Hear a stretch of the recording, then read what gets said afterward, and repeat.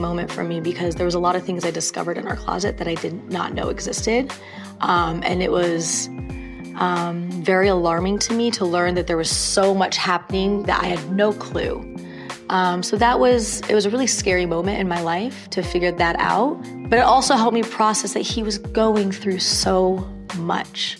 And he was hiding so much, and there must have been a lot of shame in that. And he was wrestling with a lot inside himself, and he was trying to self-medicate and cope with all those feelings because he didn't want to put it on anyone. Because he loved everyone so much. He didn't want other people to take on his pain. But it was very alarming and scary to find those things and have never... Even a lot of people knew his Twitch. Very two different humans.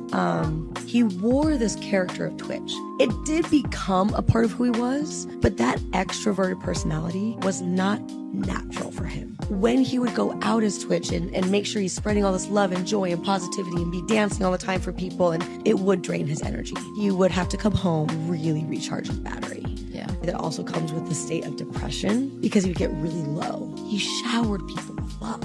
Sometimes I wonder when he would receive so much love, he almost didn't think he deserved that love, so he would give it right back. That's how much he loved people. I think he would just keep draining himself so much. It was just so on this roller coaster ride. You have to hold on to half your cup to that love that you deserved for yourself. Like what you guys saw on TV, it was a huge part of him.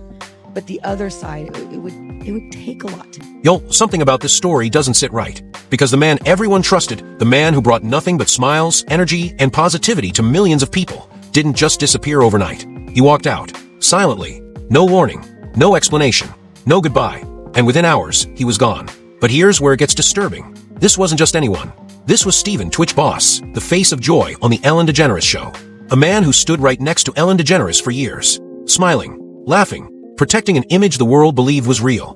But what if it wasn't? What if behind the cameras, behind the dancing, the jokes, the Be Kind slogan, there was something much darker happening? Because now, years later, pieces are starting to fall into place. A sudden disappearance. A motel room just minutes from home. A phone switched off, like someone didn't want to be found. And then, a note. A final message that allegedly revealed pressure, silence, and things he couldn't say out loud. And here's the part no one wants to talk about. Two people, both close to Ellen, both gone within months. And right when questions started getting louder, Ellen leaves the country. No warning, no answers. So the real question is, was this just a tragedy? Or is this a story that was never meant to come out?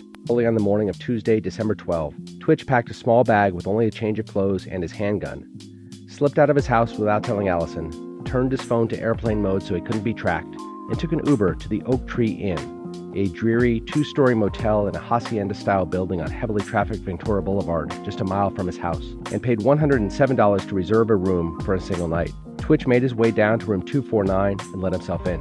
Allison reported to police that Twitch was missing shortly after he had left the house, noting with particular worry that she couldn't reach him by phone and he had not taken his car with him when he left, two things that she said were very much out of character for him. Because there were no details about Twitch's death, people just rushed to fill that void. This was at the time when Ellen had built this edifice as the nicest person on television. She would have YouTube stars, and all of a sudden that edifice was... What happened next wasn't loud. It wasn't chaotic.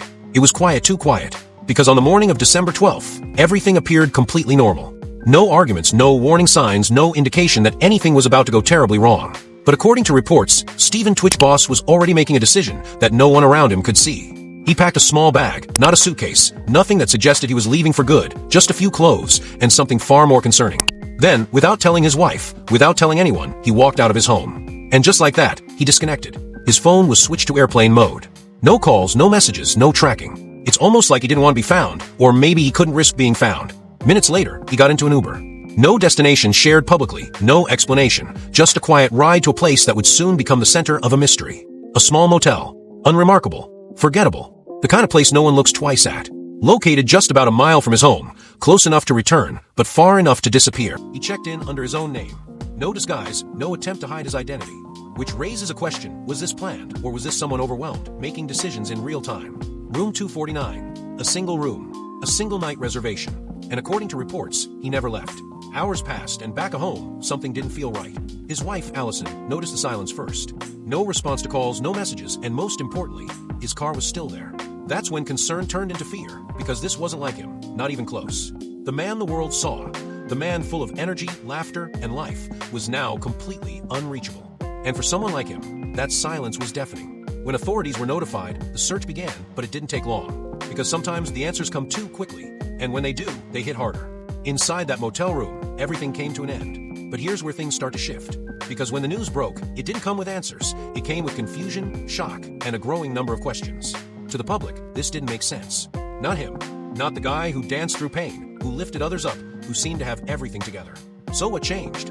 What happened in those final hours that pushed him to that point? At first, people filled in the gaps themselves. Speculation spread fast. Some blamed mental health, others pointed to pressure. But then, whispers started getting louder. Because behind the scenes, things weren't as perfect as they looked. And one name kept coming up, Ellen DeGeneres. For years, she had built an empire on kindness, a brand that millions believed in. But cracks had already started to show. Allegations, stories, employees speaking out about what really happened behind the cameras. And suddenly, that image didn't look so clean anymore. Now connect the timing. A collapsing reputation. A loyal figure standing beside her. And then a sudden tragic loss. So the real question is, was this just a personal struggle? Or was there something more happening behind the scenes? Because if there was, then what happened in room 249 might not be the full story. And this is where things start to get even darker.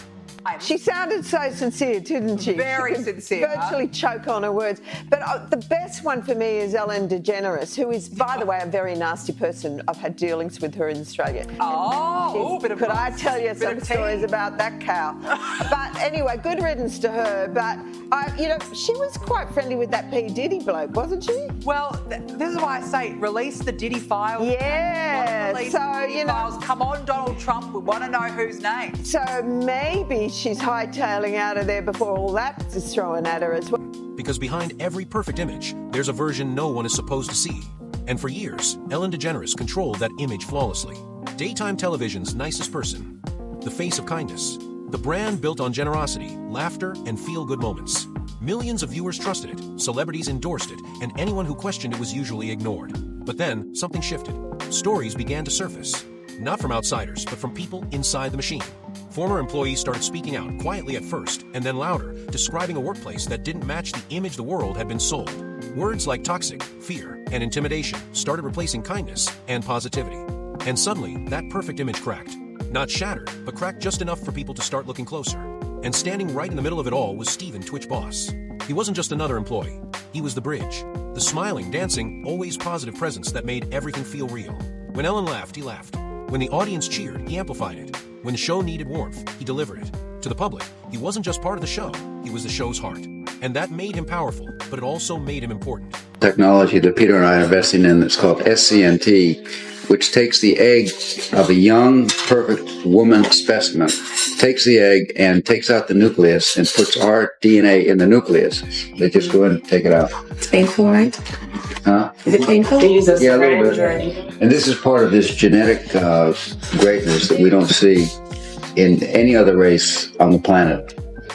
These curvy, sexy black women from Africa. You girls have a kind of a monopoly on this genetic perfection, and we want some of that. So, girls, for $100, we will pay you for your egg. No, you gotta be out of your monkey. You can get paid a lot more than that. So how much do you want for it? Let's bid. I bid $500 for, I'm prepared to outbid him anyway. Whatever I bid, he's going to outbid me. I bought about $60,000 worth of eggs. Yeah. If you have a that's very valuable. Umbilical cord, and placenta, even your period blood is so rich with stem cells.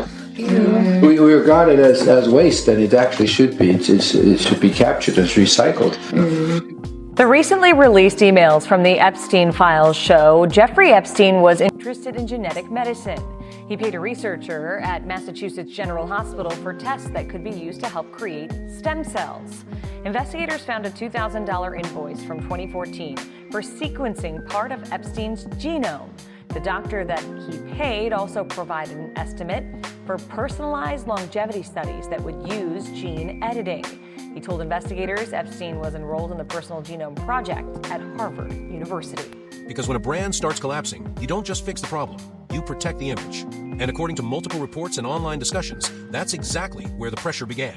At the height of the controversy, when headlines were turning negative and public opinion was shifting, Ellen addressed the situation publicly. She apologized and appeared to take responsibility. But behind the scenes, that's where things get complicated. Because according to claims circulating online and statements referenced by sources, Twitch was allegedly being leaned on. Not aggressively, not publicly, but quietly and strategically. He was trusted, loved, respected, and if he spoke out in support, people would believe him. If he defended the show, it could stabilize everything. If he stood beside Ellen, the image might survive. Think about that, the weight of an entire brand resting on one person's voice. Now imagine being in that position, knowing what the world sees, and knowing what you've experienced, knowing what you can say, and what you're expected to say. That kind of pressure doesn't show on camera, it doesn't trend, it doesn't get headlines. It builds quietly, internally, until something breaks. And according to later revelations, something did. Because years after his passing, details began to emerge from those closest to him, including his wife. She described a man who was carrying far more than anyone realized, a man who was constantly giving energy to others, but slowly running out himself, someone who wore a version. Bad. If you had to be stuck in an elevator with either President Trump, Mike Pence, or Jeff Sessions, who would it be? Does one of us have to come out alive? Of himself for the world, and hid the rest. And then there's a note, the one detail that changed everything. While the full contents have never been officially released, reports suggest that it referenced personal struggles, but more importantly, it hinted at pressure, internal conflict, and things left unsaid. And this is where speculation intensifies, because some believe that note wasn't just about personal pain, it was about what he knew, what he saw, what he couldn't say publicly.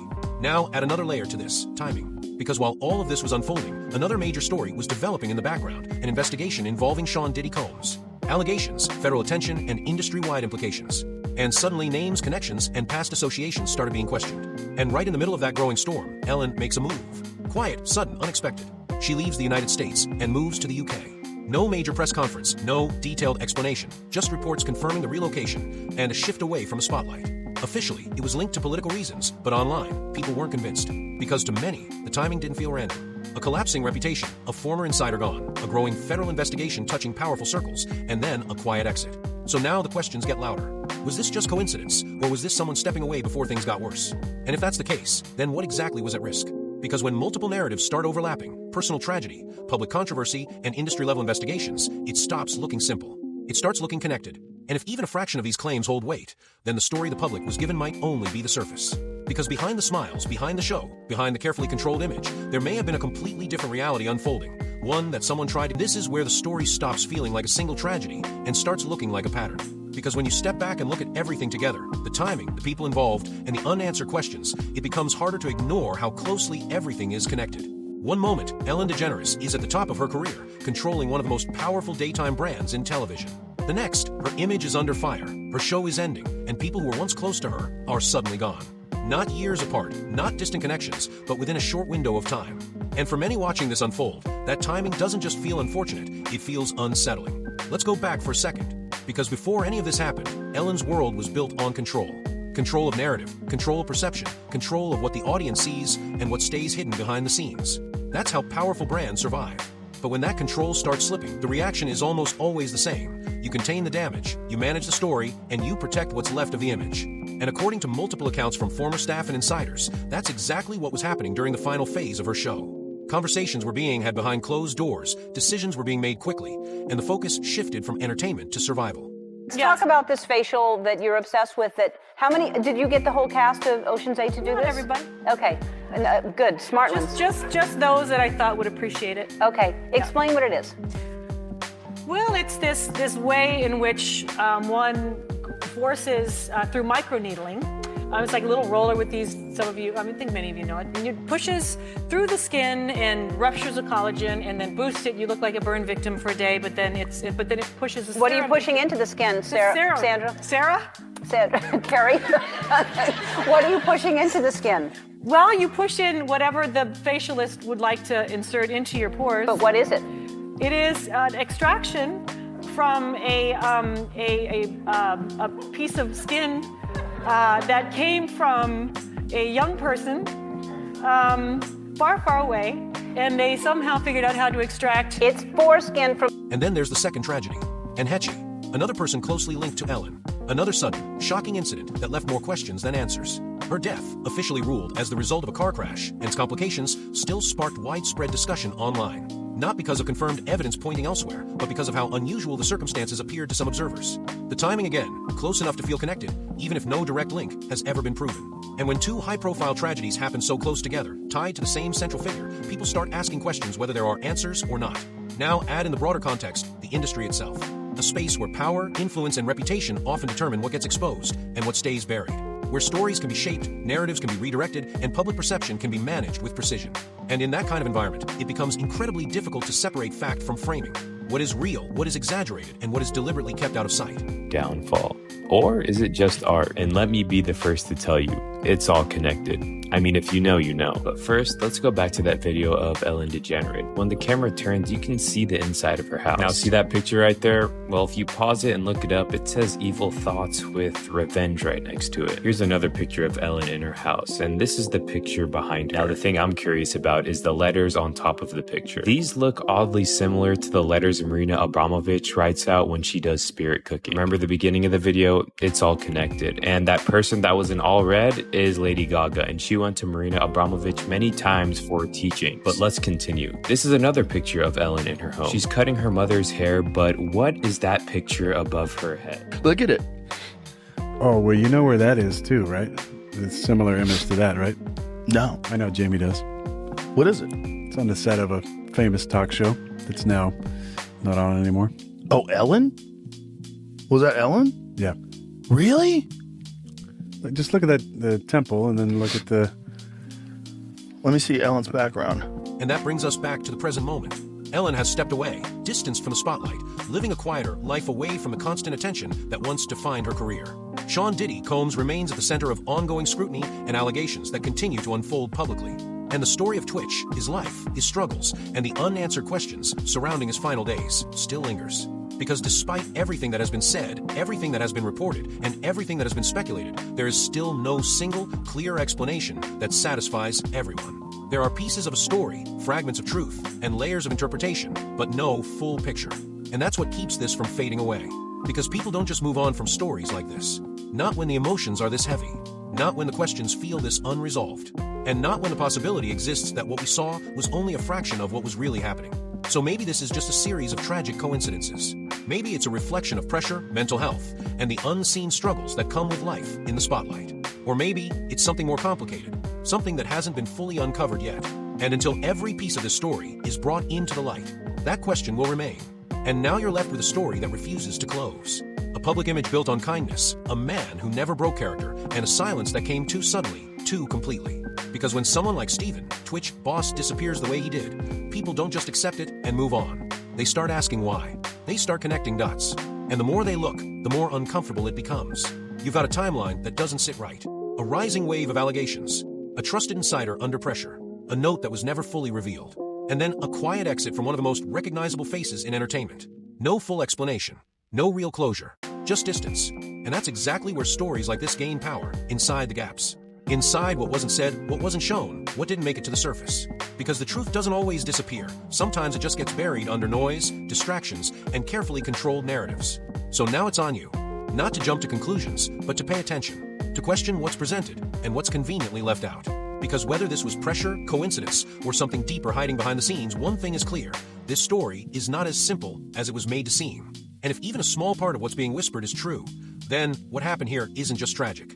It's a warning. So don't scroll past this. Don't forget it tomorrow. Because stories like this don't end when the headlines fade. They end when people stop asking questions.